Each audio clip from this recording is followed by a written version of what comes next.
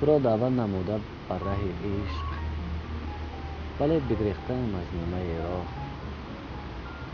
ببخشایم اگر تو می توانی، که بودم روزگار مرگ گمراه. زمان واله روی تو بودم، نگاه دیگر شیداترم کرد. تو را گم کردم من در راه قسمت، شکست یار نو تنها ترم کرد. تو رفتی سوی بخت با یار دیگر، من از دنبال یار نو گرفتم. عجب رنگ گرفتین زندگانی، من از آن روز درس نو گرفتم.